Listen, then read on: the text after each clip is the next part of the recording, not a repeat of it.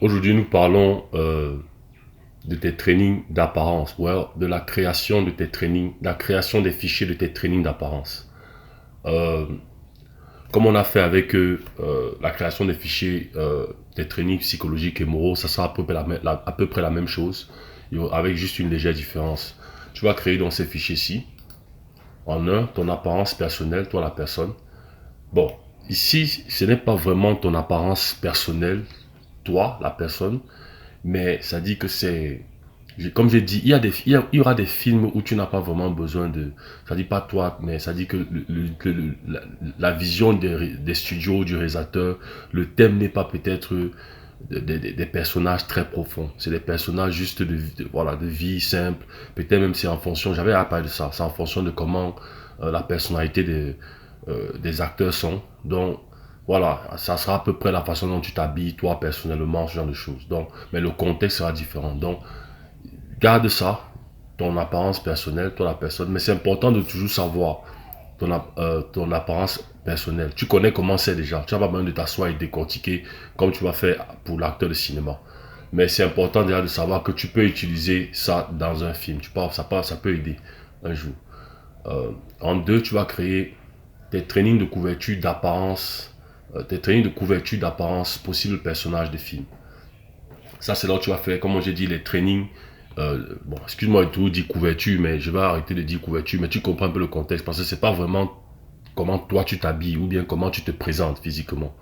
C'est c'est comment le personnage se présente. Et lorsqu'il s'agit d'apparence, ça va faire partie du travail du réalisateur.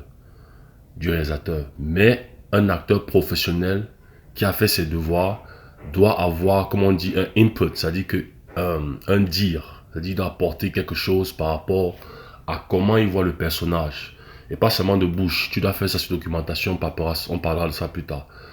C'est-à-dire quand tu étudies ton personnage, comment tu le vois, après avoir lu le script, le scénario, comment tu le vois, son apparence physique, basé déjà sur ce que tu as lu sur le script, sur le scénario, et comment toi personnellement tu ressens ce personnage. Tu donnes tes idées, comment il s'habille en général, comment tu le vois habillé dans cette scène, dans telle scène, dans telle scène, dans telle scène, et voilà, c'est-à-dire que comment tu imagines un peu comment il s'habille. Maintenant, le texte te dit aussi peut te dire comment il est habillé dans la scène. Voilà, donc, ou dans le film, ou en majeure partie en général. Donc, mais ça sera la vision du réalisateur. Mais le réalisateur, quand je dis réalisateur, il y a le réalisateur et le costume designer, c'est-à-dire que le couturier du film, ou la personne chargée des costumes, d'habillage des acteurs. Donc, ça sera une collaboration entre vous trois. Ça sera vraiment une collaboration entre vous trois. Donc, tu n'es pas seul, mais tu dois avoir un input, c'est-à-dire avoir un travail que tu fais dessus. Ok. Maintenant, en 3, tu vas mettre tes trainings de couverture d'apparence d'un personnage de film. Ça, c'est maintenant pour un personnage.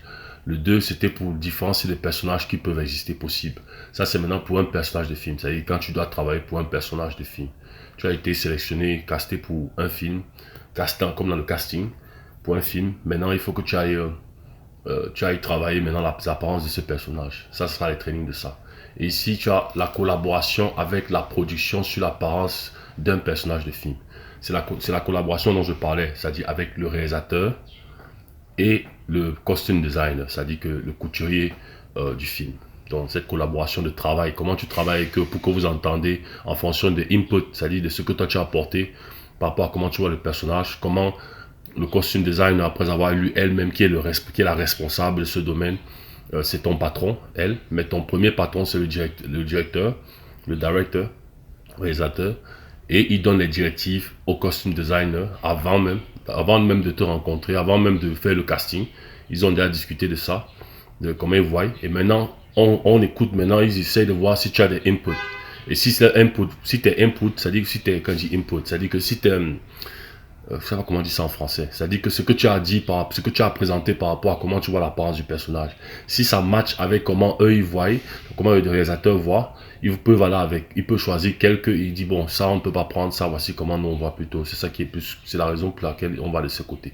Et tu ne dois jamais prendre ça personnellement. C'est la vision du réalisateur.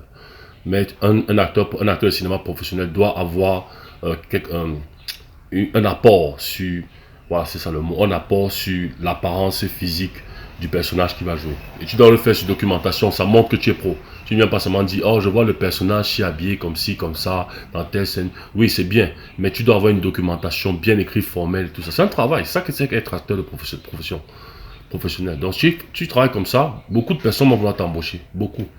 Donc, on a ça en 4. Et puis, ça, c'est juste le bunker. Donc, tu crées ces 4 fichiers ici. Ok? Tu crées ces 4 fichiers ici. Et c'est tout ce qu'on a pour la création des fichiers d'apparence.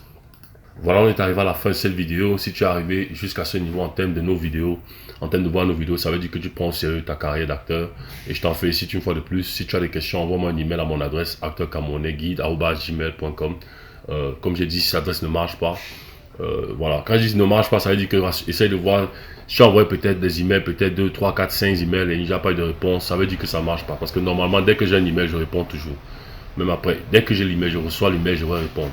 Même après 2, 3 jours, je vais répondre. Donc, tu peux envoyer ton email à la deuxième adresse qui est aussi mentionnée dans la partie description de la vidéo.